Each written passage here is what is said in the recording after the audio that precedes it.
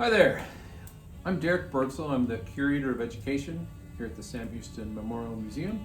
And considering that it is February in Texas and we're having a little bit of a cold spell, we thought it'd be a good opportunity to talk about just how did they stay warm back then. As Texas right now is grappling with a big spate of cold weather that's pushed through pretty much the entire state.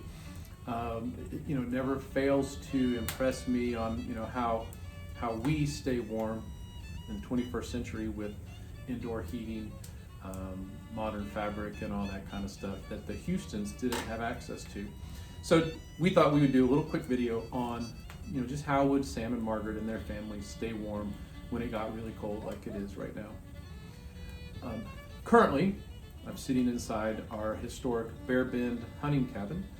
And as you can tell behind me, I've got probably the best way that you can think of to stay warm in the 1800s, and that is you have a nice good fire and stay snuggled up next to the fire as much as you can. Once upon a time, I lived in a log cabin for about a week long for a project, and I was curious as to how well would the fire heat up the rest of the cabin. And at that time it was very cold, and I was recording 28 degrees outside, had a nice fire going inside, and if I was close to the fire like I'm sitting now, it wasn't too bad. But when you got out around the room, while it was 28 degrees outside, it was a whopping 3 degrees different inside. So definitely the key that I learned from that is stay close to the fire and keep a good fire going. There were a couple nights that I neglected to build my fire correctly and woke up in the middle of the night quite cold. So have a good fire going would be key on your list of things to do. The ability to start a fire would be of great importance for anybody wanting to stay warm. If you couldn't get a fire going in a hurry, if you were cold and wet, you would be in a lot of big trouble. So having a good fire is a very important skill to have in the 1800s when Sam and Margaret were alive.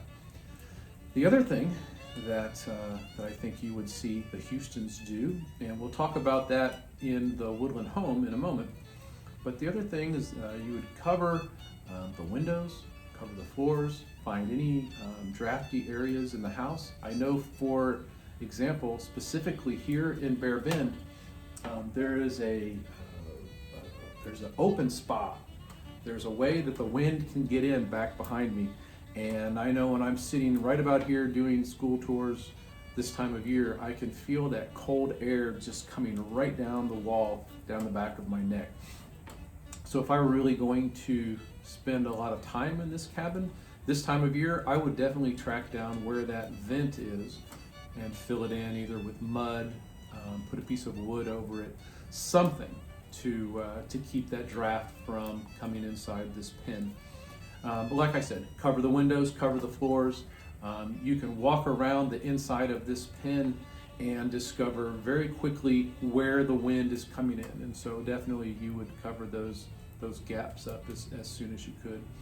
And then the third thing that we do today is you would layer. I have multiple layers on. I'm covering my head, and I've already had to, since I have a nice fire going, is pull one layer off. I had a bigger, heavier coat on over what I'm wearing, and started to get a bit warm, so I pulled it back off.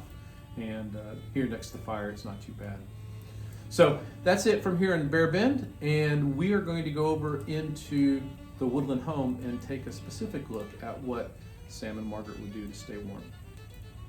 We're in the woodland home with one of our historical interpreters. Why don't you go ahead and introduce yourself? Hi, my name is Taylin Black. As Derek said, I am a historical interpreter here at the museum. I've been here for about 5 years, and we are going to be discussing how the Houstons kept themselves warm in their beloved woodland home. Taylin, I noticed you're reading from something. Why don't you tell everybody what it is you're reading? So we have compiled a list using the Houston letters as our sources, where Margaret writes about how she is battling the cold. In December of December 17th of 1849, she writes, "The weather is so intensely cold that I was compelled to sit as near the fire as possible all the day." In February of 1850, she writes, "It is so cold today that I cannot do much else than nurse myself over the fire. We all feel the cold spell very sensibly, as we have had several days of fine spring weather." December 23rd, 1851, "Although it is a cold day, I have wrapped myself in a cloak." December 20th, 1853, "It is so awfully cold that I can hardly hold my pen. I am compelled to get almost into the fire, or I could not write at all." We have March 4th of 1856. "It was occasioned," she's talking about how she had been battling a sickness, and her treatment was putting her feet into cold water. She says, "It was occasioned by putting my feet in cold water that I might leave off a pair of stockings, having worn 2 pairs all winter." Taylin, what other things would the Houstons have done to stay warm other than just build a big fire?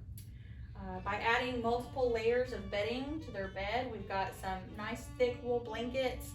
The Houstons possibly could have added some thick quilts. Another method would have been hanging up thicker curtains to keep out the draft.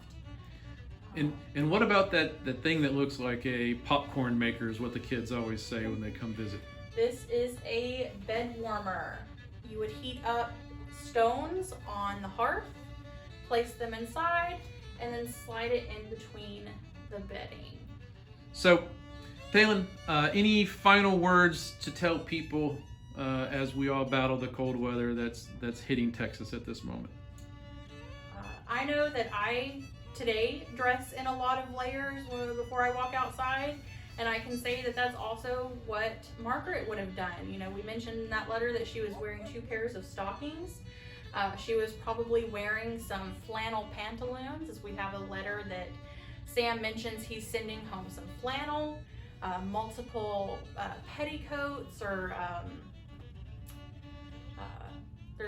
I've heard that there's quilted petticoats. You can do wool, but multiple layers. I have a cloak, very much like she probably had. So lots and lots of layers. It was a good practice to do in the 1850s. It's a good practice today. So if you do have to go outside in this weather, make sure you layer up, stay warm, and we'll see you later on this spring, y'all.